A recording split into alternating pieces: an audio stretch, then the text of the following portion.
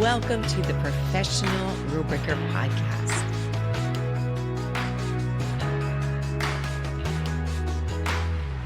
Welcome back to the Professional Rubricer Podcast. I'm your host, Kathy Walterhouse, and I'm excited for this part 2 of my interview with Dr. Richard Carmona, the 17th Surgeon General of the United States of America, who was in the White House, and my friend, Judy Ben Asher, who is a DNA expert. And you're probably thinking, again, especially if you haven't listened to the last podcast, the last episode, what are these two people doing together? Well, that's what you're going to find out. But I kind of want to ask you this question. Where were you 20 years ago? And could you have ever imagined that you'd be doing what you're doing now and helping the people that you're helping now? Because these two individuals, they had completely different paths at one time, but their paths intersected. And in this particular episode, you're going to hear about that, as well as Dr. Carmona is going to just talk about leadership and all his amazing insight into leadership. Obviously, he knows a little bit about that, as well as Judy. She is going to be talking about mission and how it brought both of these two together so that they have this amazing mission that is so unique, helping people in a very, very unique situation. So listen in. You said that there's some people in your family that no longer speak to you. Yes. Well, I mean, it's you can't control what other people think and No. whether people think of you. And so I'm so happy that you've moved forward with this. And both of you said something. You both said about a life of service. And I think that that's so important. I work a lot with entrepreneurs, and I'm always telling them to think of everything that you do as a service. It's that you're helping someone reach a different destination, do something good in their life, make a change in their life, or a change like for others as well. So for both of you, since you're both really into serving other people, what do you say to people to kind of ignite that passion for service? That's a great question. Great one. It's a tough one. And having been a leader at all levels, just yesterday, I came from UC San Francisco. There was a big convocation of surgeon generals and talking about global issues. And the young officers that are in service now. And really, I guess I fall back on my leadership training and what I've learned over the years, in that being a leader is a privilege.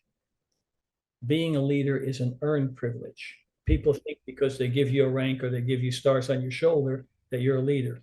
Well, administratively, that may be, but you have to earn the title and the rank, and you earn it by understanding that it's a privilege to serve, and you must serve selflessly, and you're always looking out for your team, and you become the resource officer for the team, whether it's a small team. And like I give the example with a small squad I might have been working with in Vietnam, okay, versus thousands of people as a Surgeon General. Leadership doesn't change. It's the values that you bring to the table. And you have to start by understanding you have the privilege of being the leader. And as I define it simply to others, is leadership denotes that you are responsible for the destiny of others. So everything you say and do has to be directed to them, which means that you may have to get up earlier, stay up later. You may have to sacrifice things, that you are responsible, that you want to do, but you're going to have to subordinate your own interests because somebody's giving you this extraordinary privilege to be in charge of, you fill in the blank, whatever it is, Surgeon General of the United States, or, a young soldier in combat. And people will depend on you, and they'll depend on the information they give. So they have to trust you. And the other thing I will tell the emerging leaders is probably the most important thing that a leader does, besides understanding your values, is that good leaders inspire people to accomplish things that they thought they never could, not by intimidation, not by force, but by basically showing them the way from in front. You can't lead from behind. You have to be out, set the example. So it's all of those things that I kind of roll into that are all about service. And so I just gave this talk yesterday, and to a lot of the young officers there, because they're all, how did you get where you are? How do you make these decisions, life and death? And it really gets to be very simple. Then I said to them, it's never about me as the leader. It's always about you and me having the privilege that you've given me to lead you. And I have to earn that every day. And if I stop earning it, you're not going to follow me. But the real leaders, and we always joke, if we're in combat and say, I need you guys to get up on that hilltop and there's people shooting at us. If you've earned their trust, they're going to say, okay, boss, we're on our way. If you haven't, they're going to say, why? Okay. And maybe I don't want to do that. Okay. But if they put their total trust in you, you've earned it. And you'll never put them in harm's way if you don't have to. But that's the ultimate in combat. But in everyday situations, it's like that. But you can inspire people to accomplish much more, understanding their team, crowdsourcing information, diverse teams, okay, male, female, gender, all of that stuff. And those are the best outcomes. So that's kind of how I look at this service thing. It's all about the leadership and then defining the mission. What are the resources I have available to complete that mission? These are, as a matter of fact, these are all things I learned in the Army as a young soldier, as a kid. Here's your mission, here's the timeline, here's the resources, who am I accountable to? And that's it. And now when I sit on big Fortune 100 boards, it's the same thing. We call it a value proposition, not a mission, okay? And when the senior leaders of the company want to do something, well, what are you trying to accomplish here? What kind of resources do you need to accomplish that? What's your timeline? How are we going to hold you accountable? What are the metrics for this mission? Same thing, small scale, big scale, all the same as far as leadership goes, and a commitment to selfless service. I just always felt pushed and like it was a calling of mine that I wanted to help people. I just always wanted to help people. And that's why I went into the healing arts and healthcare in 1990. And because I was a little activist brain kid, I didn't want to go into medicine because that's what my dad wanted me to do. So of course I had to do the opposite, and I went the other way. But I have always felt very much responsible as sort of a caretaker and caregiver of people, and a resource. Every time I learn something, I always have to share it, which is why I love documentary. Because if I learn something, I want other people to get it and know it and have it as a resource if ever they need it. Not that they need it in this moment, which is why we're going to do a whole series on this. And that's also why we're doing a podcast on this. So the podcast is called Truth Seeker, a DNA Discovery, because it's the discovery that's the issue. Maybe someday we'll call some of it the Bashert Project, because that's me and Doc, that's our thing. But yeah, both of them will have the same name, and it's just a gift to go down this road. And we're talking to people who've gone through it, and we're going to hear where they're at, and we're going to help them and give them resources. If we can help them, great. If we can't, and we know someone who can, then they'll have that resource. We'll help people as best as we can.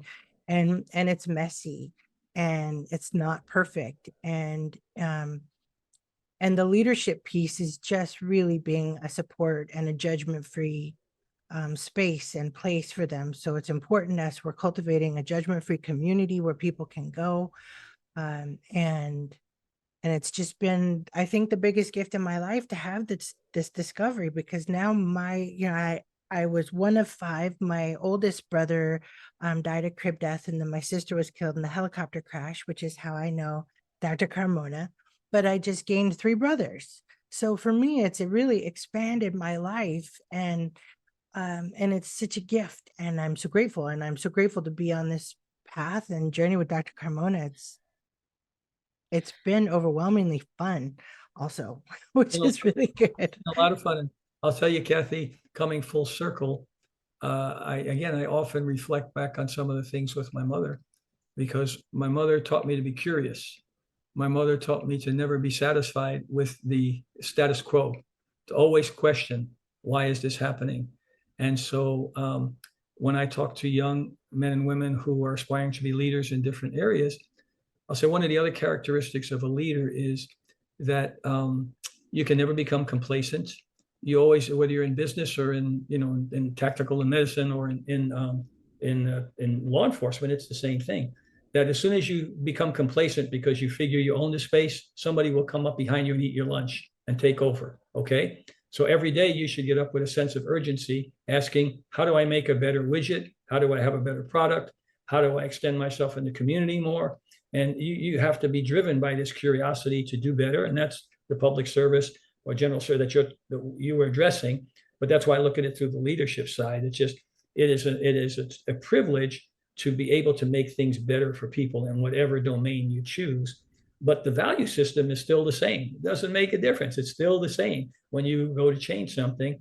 And, I drive my family crazy because I'm like internally curious. I'm always reading something. How does this happen? I'm so happy you brought up curiosity, because I think if you have a curious mind, then there's so much possibility out there.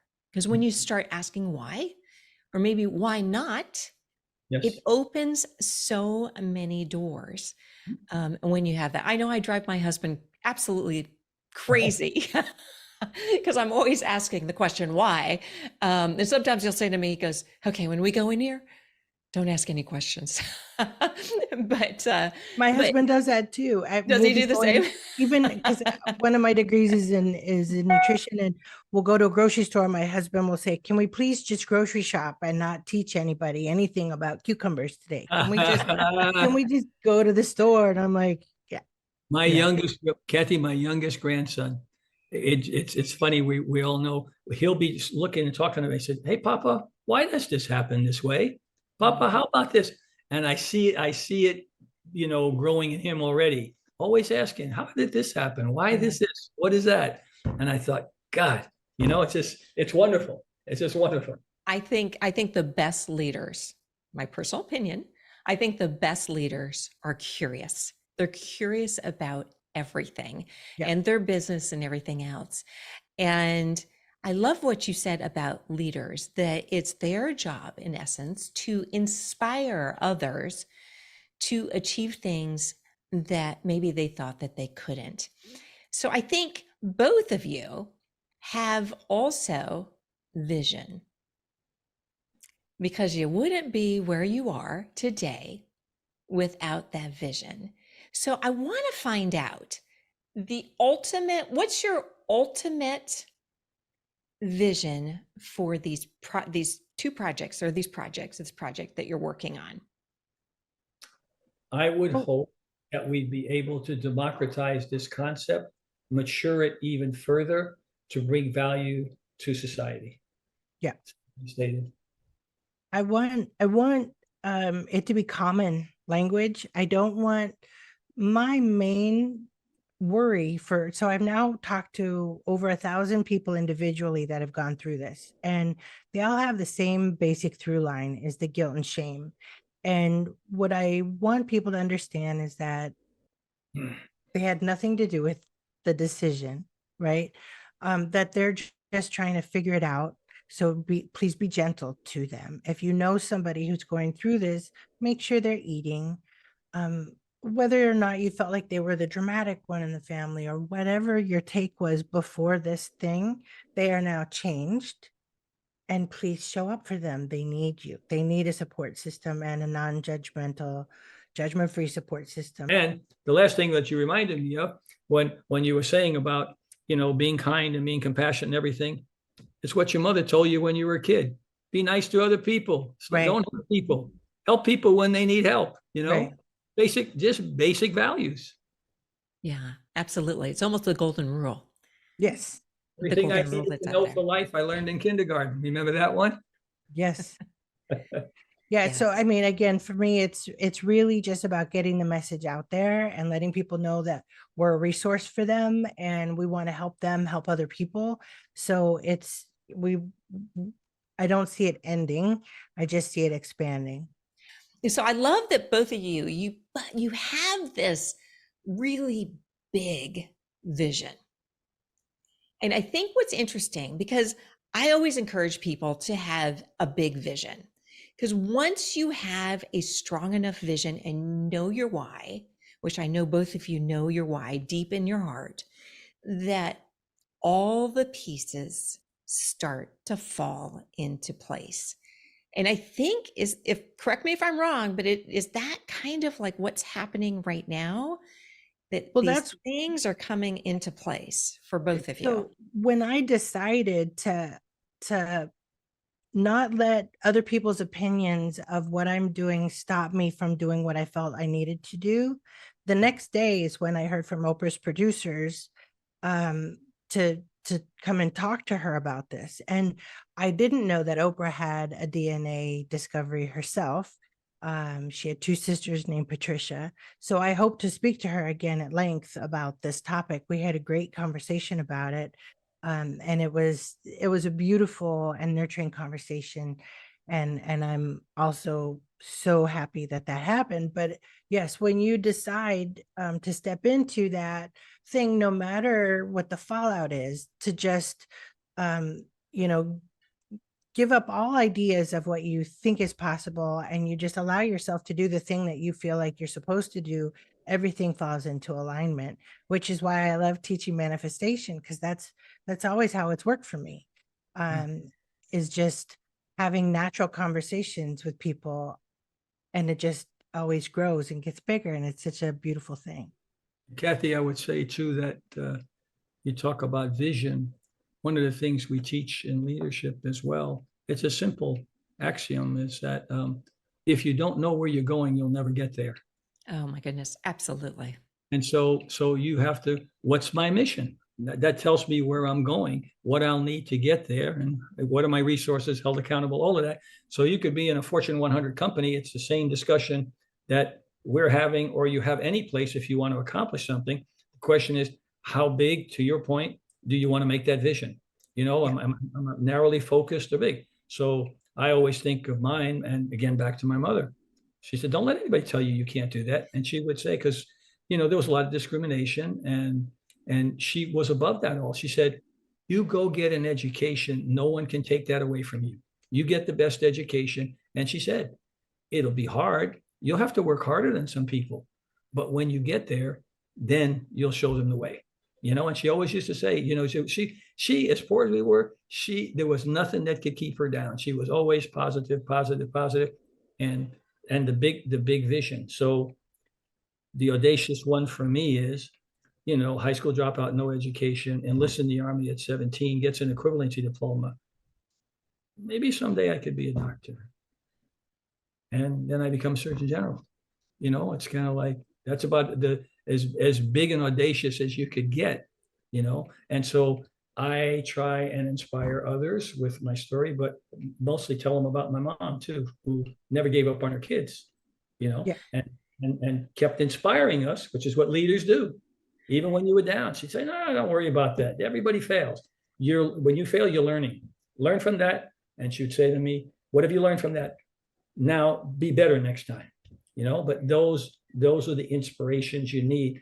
Everybody needs a kick in the butt once in a while. They need a handheld to help them up. No man is an island. She used to say that all the time, you know. No man is, and in several languages, you know. And so again, all of that stuff was always being registered. And, you know, unfortunately she died 20 something years ago.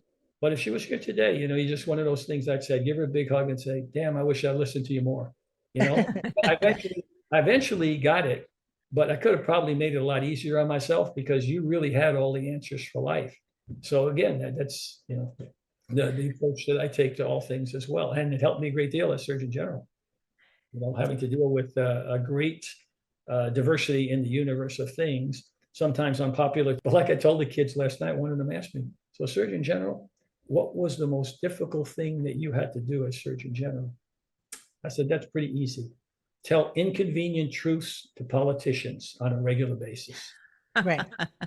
Well, and that's the thing with you and I that I love is that we're both such activist minds, but we both love people and we want the best for people. And it's not always popular, but it's important and we'll do it anyway. And that's what this work that we're doing together is all about. We're doing it anyway.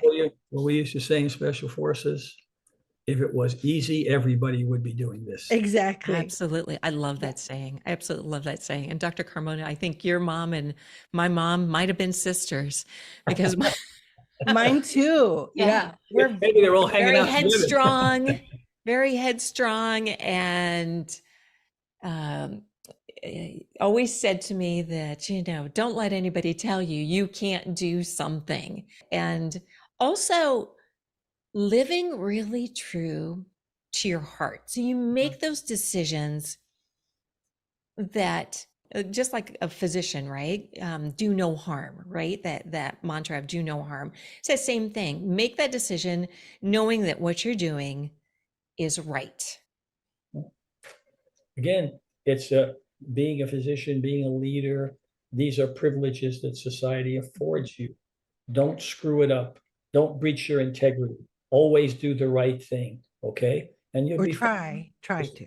Well, yeah. but I mean, and that's what I try. I mean, we don't always know the answers, but if you approach this, Kathy, with a good heart, with integrity, that you want to bring value to whatever it is you're doing, and you subordinate your own interests, unlike we see politicians doing today. Okay, then I think you come out, and people appreciate that. They'll always come back. They want you to be on their team because you've earned their trust, and when you earn the trust, they give you more responsibility. They're willing to listen to you. They're willing to follow you into combat. They're willing to put you on a board and help you determine a strategy to grow a company, okay? Because you've earned the right to be there. Well, and also just to speak with love to people. Yes. A huge population of the people we're working with are choosing whether they're going to live or take their life. A lot of people are very devastated by this news and they can't fit into either family anymore and they feel lost. And so part of that showing up and part of that integrity Dr. Carmona is talking about is why there are a certain number of people who are hearing us and allowing themselves to live another day because they feel like people like us are here for them and people like us are showing up for them. You reminded me of something else. Some of the things when we talk about values and leadership, and I'll just do it real quickly. We talk about, first of all, we'll ask the class, what is integrity? It's a very simple definition. Doing the right thing when you know nobody's watching you. Right. That's integrity. And leaders have to be mentors. You're always thinking succession planning, because I may be a good leader, but what happens when the bus hits me? If I'm going to leave this group hanging, who am I training to fill this position? So mentors. Leaders understand that they own the brand. Stewardship, okay? So that means if it's because you're in uniform, that uniform better look great every day, okay? Because it's not about you in the uniform, like I would tell the young kids, because you have the privilege to represent our organization now. So anything you do or say or how you dress is going to reflect on us. So it's stewardship, it's mentorship, okay? And it's, there's a list of just real simple values that if you apply them, it sets you apart from the masses usually, and especially as a leader. And people will follow you, because when we talk about leadership too, I talk about the 2 I's. Many people try and lead by intimidation. You do this or I'm going to fire you. I'm going to take your salary. I'm going to do this. That doesn't motivate people.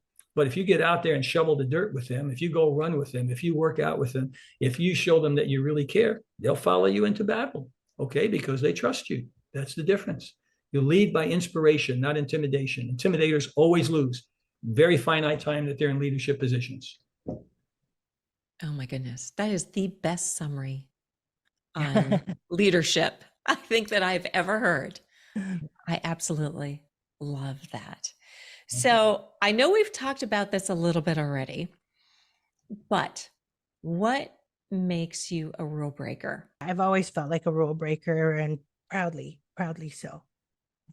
Yeah. And even just the audacity to reach out to a past Surgeon General and just say, hey, I want to talk to you about this. Or saying yes to an interview with Oprah, people are like, well, who are you to be able to do that? Well, I'm a human being. And what did you have to lose? Well, right? and And that's the as such, question. It's like when you being are scared to do something, what do you have to lose? well, and just the point is being a human being means I can do whatever I want to. I can experience whatever I want to, as long as for me, I'm not hurting anyone else intentionally. Right. It's never been my objective to harm anyone ever. And that's that's where my line is drawn. But I always felt like there was no reason not to. And so I reached out to Dr. Carmona because I adored him for what he meant to my sister, and I knew he was a safe space, and this is all the Bashert, things that come from that now. I love that word. I might have to start using that too. But yeah, It's a good one. use it when appropriate. And Kathy, state the question one more time. So, what makes you a rule breaker? Like you're not even just a rule breaker. You're like a rule breaker on steroids, I think. Yeah, he comes with a cape. Now you That's know right. more about me now, and I would say that it's two words: mom, curiosity. I can always do better. I can work harder. And like I said, it's interesting. My father was a really kind, nice man, but he lived for today. If you looked at what mom read in a day and my father didn't even read the paper. He looked at the sports page. What did the Yankees do? And then they'd look for the numbers that for the poor people would bet. They had this little lottery in the hood, and you look up the numbers to see if you won $50 or $100. That was just it, and he was happy. My mother, you look at the stuff she's reading War and Peace. She's reading different languages. She knows about every country in the UN. She knows who the leaders are. She knows about communism. So I'm thinking they're like so different. So that's why I say I'm my mother's son. As much as I cared for my father and not ever having the strong relationship that I have with my kids, but I like Judy said, we just decided we're not going to pass judgment. We state the facts as they are. We Right. move on. But I feel more akin to my mom because she still talks to me, and Mine too. direction. Isn't that funny how we can still hear the voice? Yeah. I think that's the answer to the question that we've been speaking about the last hour. I am who I am because I was fortunate to have the circumstances we've described. Mhm. Me too. I adore both of you. I really do. So let me ask you this. Where can people find you? So they can find us at Truth Seeker, a DNA Discovery podcast, wherever podcasts are out in the world. They can find me on all social media, Judy Ben Asher. That's me. Or Truth Seeker. Truth Seeker. I am dubbed the Truth Seeker, but I am not the Truth Seeker. We're all Truth Seekers. You wouldn't be here listening to this if you were not a Truth Seeker. But if you look up Truth Seeker Wellness, the hashtag Truth Seeker Wellness, you will find me there as well. If you have questions for Dr. Carmona, direct questions, you can message me on any of the platforms, and I will do my best to get it to him. I can't make any promises, but I'll do my best. I want to thank both of you. It's been so much fun. I love speaking to both of you. We've had such an amazing conversation. And I just want to say to everybody that's out there that's listening, and you're probably a rule breaker, that, if you've been out there and you've had something happen that's traumatic, like what they're talking about, or you've had a big failure, or you're struggling, just know that there's people to help. Like if you're having identity level trauma, we have the best people in the world on this podcast to help you. But also know that something that Dr. Carmona said is you are your own brand. With what you do, the world is your oyster. You can accomplish anything that you set your mind to. And it doesn't matter what happened in the past because the past doesn't equal the future. It's all up to you to make a difference. And it's like what I say at the end of most of my podcasts, it's like throwing a stone into a stream and creating a ripple effect. And my two guests, Dr. Carmona and Judy Ben Asher, they absolutely are creating a massive ripple effect to help people that have had this issue with their DNA, as well as, quite frankly, I think it's going to get even bigger than that. I think there's just so much. The conversation that you guys are starting, I think, is going to help so many people out there. So again, I just want to thank you from the bottom of my heart. It's been so much fun speaking with both of you, and I'm just eternally grateful. Thank you for so the much. opportunity. Yes. I forgot to mention that if your viewers or anyone needs us, you can also find us at trueseekerwellness.com. Okay. We will have that all in the show notes. So thank you very much. It's been Oh, you are so welcome. It's Thank you for really having my honor. It's really my honor. I'm always amazed, even just in my podcast, the most interesting people that I get to meet.